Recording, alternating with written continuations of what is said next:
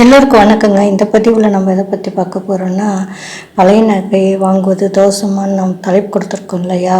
தோஷம்னா என்ன, தோஷம் எதனால் வருது, அதனுடைய வகைகள், அப்புறம் பழைய நகை வாங்குவது தோஷமா, பழைய நகையை நம்ம எதுக்கோசரம் வாங்குகிறோம், அதை எப்படி பயன்படுத்துவது போன்ற எல்லாத்தையுமே இந்த இதில் நம்ம தெரிஞ்சுக்கலாங்க. வாருங்கள் பதிவிற்குள் போகலாம். அதற்கு முன்னால் இதுவரை சப்ஸ்கிரைப் செய்யாதவங்கள் சப்ஸ்கிரைப் செய்து கொள்ளுங்கள். உடனுக்குடன் பதிவினை பெறலாம்.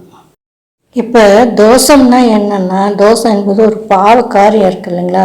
ஒரு தெரிஞ்சோ தெரியாமலோ செய்கிறான்னு வச்சுக்கோங்களேன். அதன் மூலமாக இயற்கையாக ஏற்படுற எதிர்வினை தாங்க தோஷங்கிறது. ஒருவர் முற்பிறப்பில் செய்கிற தவறுகளின் அடிப்படையிலும் கூட, அவர்கள் முன்னோர்களின் புண்ணியங்களின் அடிப்படையிலும் பிறக்கும்போதே நமக்கு பிரம்மா விதிச்சிருக்காருங்க. இந்த மாதிரியெல்லாம் இவங்களுக்கு பாவ புண்ணியங்கள் தோஷமாக ஏற்படும் அப்படின்னு சொல்லிட்டு. இப்போ ஜனன ஜாதகத்தை எடுத்துக்கிட்டிங்கன்னா, ஜனன ஜாதகத்தில் 2, 4, 7, 8, 12 ஆகிய இடங்களில் அசுபர்கள் என்று கூறப்படுற சூரியன், செவ்வாய், சனி, ராகு மற்றும் கேது இருந்தால் தோஷத்தை ஏற்படுத்தும் அப்படின்னு சொல்லப்படுதுங்க சாஸ்திரத்தில். தோஷத்தில் நிறைய வகை இருக்குங்க. செவ்வாய் தோஷம், பித்திரு தோஷம், புத்திர தோஷம், மாங்கல்ய தோஷம், சர்ப்ப தோஷம், கல்தர தோஷம், பிரமகத்தி தோஷம், நாகதோஷம், அப்புறம் ராகு கேது தோஷம், நவக்கிரக தோஷம், சகட தோஷம், இப்படி பல வகை தோஷம் இருந்தால் கூட நம்ம இப்போ என்ன பார்க்க போகிறோம், முக்கியமாக பழைய நகை வாங்குவது தோஷமா அப்படின்றது தான் பார்க்க போகிறோம். கண்டிப்பாக பழைய நகை வாங்குவது தோஷந்தாங்க. இப்போ ஒரு பழைய நகையை வாங்குகிறோன்னா அது எந்த இடத்துலேருந்து எந்த சூழ்நிலையிலேருந்து வருதுன்னு நமக்கே தெரியாதுங்க.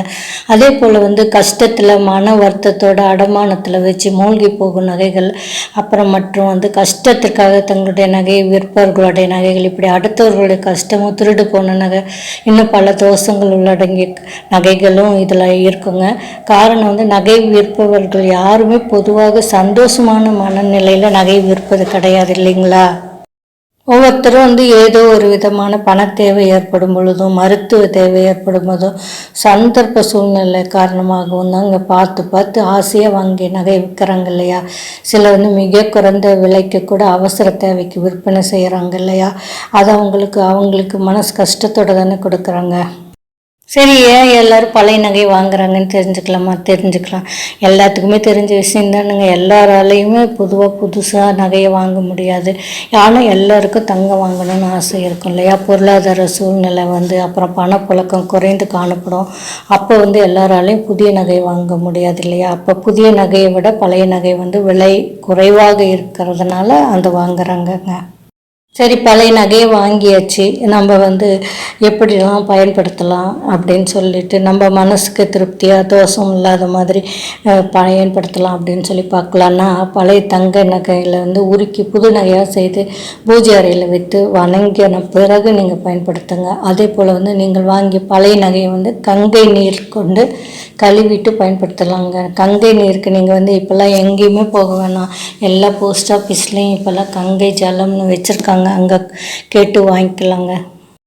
நம்ம வாங்கின பழைய நகை இருக்குது இல்லைங்களா, அதை முதல்ல சுத்தமான தண்ணியில் கழுவிடுங்க. அதுக்கப்புறம் மஞ்சள் கலந்த தண்ணி போட்டு நன்றாக கழுவிட்டு உலர வச்சுட்டு பின்பு அணிந்து கொள்ளுங்க. இல்லை அப்புறம் இன்னொரு வகை என்னென்னா, சுத்தமான காய்ச்சாத பசும்பாலில் போட்டு அந்த நகையை போட்டு எடுத்து வச்சுக்கோங்க. இப்படி பல விஷயங்களை செய்வதை தோஷங்கள் நீக்கும்னு சொல்லப்படுதுங்க. அதே போல் சுத்தமான வெள்ளருக்கு வேறு தங்க நகையில் சேர்த்து வச்சா கூட அதில் இருக்கும் தோஷம்லாம் நிவர்த்தி ஆகுங்க. நம்பிக்கை இருக்கவங்க மட்டும் இதெல்லாம் பயன்படுத்திக்கோங்க.